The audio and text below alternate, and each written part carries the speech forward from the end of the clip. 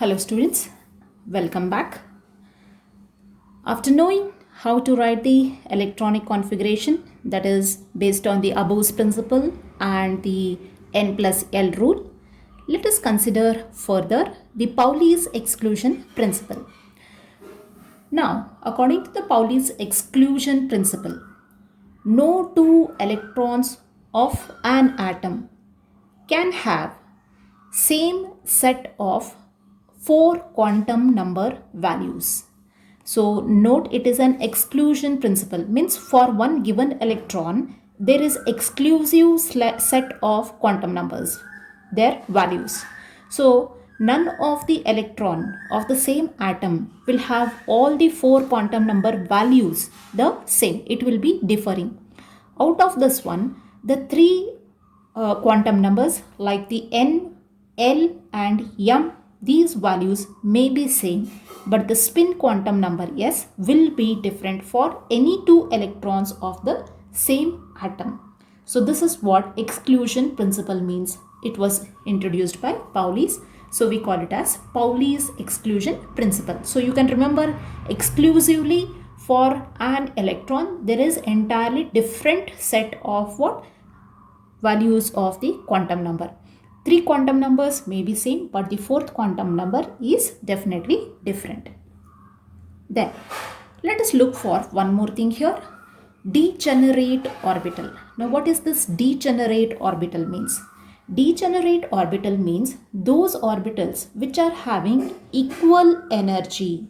So equal energy like the orbitals like p orbitals, d orbitals, f orbitals, etc. Suppose if I take p orbital, I have 3 degenerate orbital, that is px, py, pz. All of them are of equal energy. So this we call it as the degenerate orbital. After knowing the degenerate orbital, now let us take a look of another rule. It is called as the Hund's rule, H-U-N-D-S, Hund's rule of maximum multiplicity. Now this rule says, in degenerate orbital, degenerate means what? Set of similar energy orbitals are called as degenerate orbital. In degenerate orbitals, electron occupies singly, then pairing is going to take place. So this you should remember. Whatever the degenerate orbitals are available, first electron are going to enter singly and then pairing is going to take place. So for example, suppose if you have an empty classroom and when you enter, then one by one when you are going to sit into the classroom in the benches, you are going to occupy singly. One bench, one person will sit, in another bench another person will sit. It's entirely different when the classroom is entirely filled. What do? You adjust with 2%, 3% like that. But when you have an empty classroom, what do? You enter into it and you sit singly, each one in the bench, right? So here also the same thing happens. When the degenerate orbitals are present, means equal energy orbitals are present, first the electron will occupy singly. In one orbital, one electron. In another orbital, one more electron. In another orbital, one more electron. First they are going to occupy singly. Once they occupy singly, then what happens? Then pairing is going to take place. So in that way, this Hund's rule of maximum multiplicity is. So let me take an example with atomic number 7 for nitrogen. So nitrogen has the atomic number of 7. So when I write its configuration, I write it as 1s2, 2s2 and 2p, that is 3. I have 2p3. Now, how do I write this configuration in a split manner? Let me consider this is my orbital. This is 1s orbital, this is my 2s orbital. P orbital, there are totally 3 p orbitals, so I write it as 3 such boxes. This is my 1s orbital, this is my 2s orbital. 3p orbital, how I write? 2px, 2py and 2pz. These are my 3 orbitals. Now there are 2 electrons in this one. How do I show? Here 1 and 2. This is of lower energy, this is of lower energy, 2 more electron. This is my degenerate orbital, means equal energy orbital. There are 3 such equal energy orbital. This is of different energy, this is of different energy. But these 3 orbitals are of equal energy. So degenerate orbitals, when it is present, electron is going to occupy singly. I'm going to show it in the half arrow towards the above. So heading upward. So it indicates that single orbit electrons have been occupied. Three orbitals are there. Each orbital is entering, the electron is entering singly. So we are not showing pair over here. So this is how you are supposed to show the electronic configuration. And if you show it like this, means let me say 1s, this is 2s as it is, this is 1s, this is 2s. This p orbital, you are not supposed to show it in this way, that is 1, 2 and 3. Do not show it in this way. This is the wrong way of showing. So you should show singly it is occupying, then pairing is going to take place. So therefore 2p3 means singly it is going to occupy. So pairing, when it will take place for 2p4, that means atomic number 8 for oxygen, the configuration will be 2p4. That time what will happen, after the singly it is occupied, then pairing is going to start. But you can't show for this nitrogen itself in this way, pairing with one of the electron and one unpaired with one empty. Not to show like this, you have to show singly it is going to occupy. So now we have shown that each of these orbitals are singly occupied. Along with this one, we have one more rule called as half-filled orbitals and completely filled orbitals are more stable. Now it is observed that exactly half-filled orbitals and completely filled orbitals are more stable. This is due to the symmetrical distribution of electrons in them. So there is a proper symmetry when we are arranging the electrons in exactly half-filled orbital and completely filled orbital. Hence, it has lesser energy and it is more stable. So the electronic configuration of these elements are also special. Now what are the electronic configuration which has a special representation? Coming to the atom, that is chromium with atomic number 24 and copper with atomic number 29. When you start writing the electronic configuration, you can see that the atomic number 24, when you are writing, the configuration was supposed to be 3d4 and 4s2.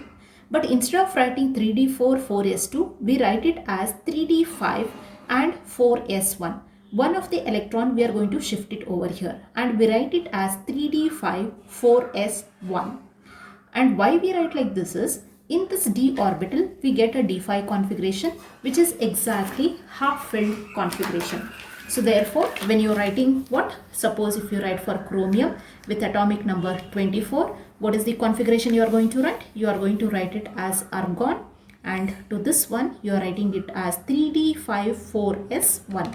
Means what is happening, this d orbital, there are totally 5 such d orbitals in this one.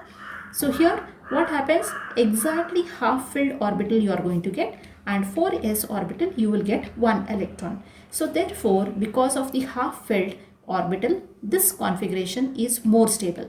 But otherwise you could have written it as argon 3d4 and 4s2. If you were to have written it like this, how would be the configuration? There would have been totally 5 such orbitals. Okay, and this is the 4s orbital. Here what we would have got 4 electrons, 1, 2, 3 and 4, and in the s you would have got this one. But in this comparatively, preference is given to the d orbital compared to the s orbital. So when you are giving preference to the d orbital here, if the electron from here jumps over here, this will have exactly half-filled orbital.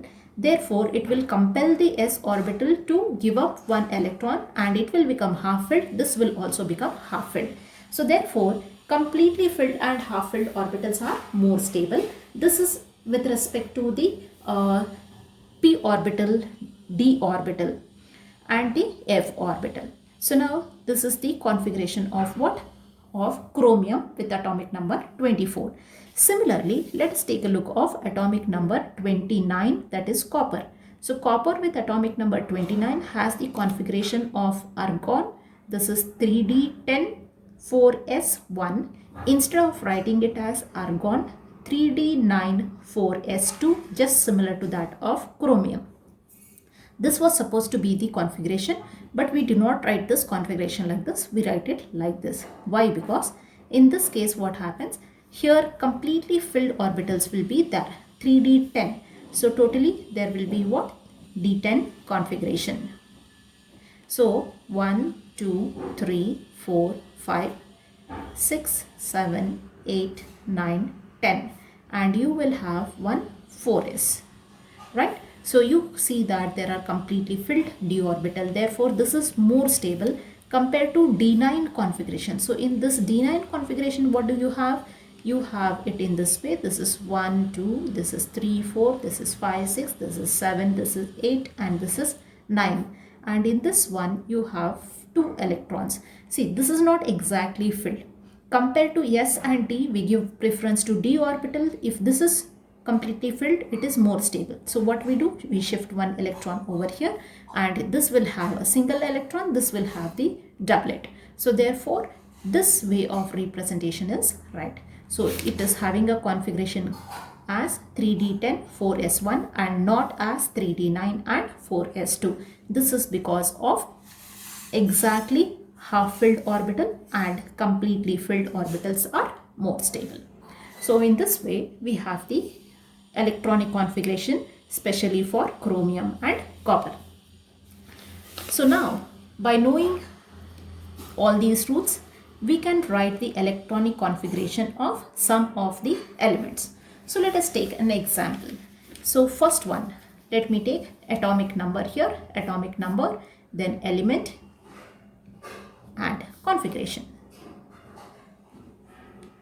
So coming to the first one, let me take atomic number 1. Which is the element? It is hydrogen. How do I write the configuration? The first main shell is 1 and the subshell is S. In this subshell S, how many electrons are there? 1s. So I write it as 1s1. If 2 electrons are there, then next helium 1s2, because after 1 electron, 2 electron also fits into that. Suppose I have 3 lithium. This is 1s2, 2s2. 2s1, you are going to get here 1. Suppose if I have 4 electrons, then I have beryllium. How do I write it? 1s2, 2s2, 2 plus 2, 4 electrons. Suppose if atomic number 5, I have boron, then how do I write? 1s2, 2s2, now comes 2p, that is 1. So in this way, we can write up to atomic number 10, that is neon. For neon, I have 1s2, 2s2 and 2p6. Next to that, atomic number 11 is for sodium. So in this way, here what I write, instead of writing 1s2, 2s2, 2p6 and then writing 3s, I consider this noble gas configuration. Neon is a noble gas. I just write it as directly neon configuration. Outside it, I write it as 3s1.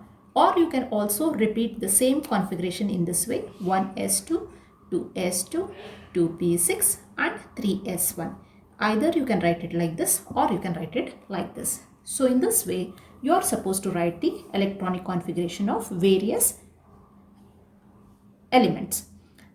And you should remember the special configuration for copper and chromium.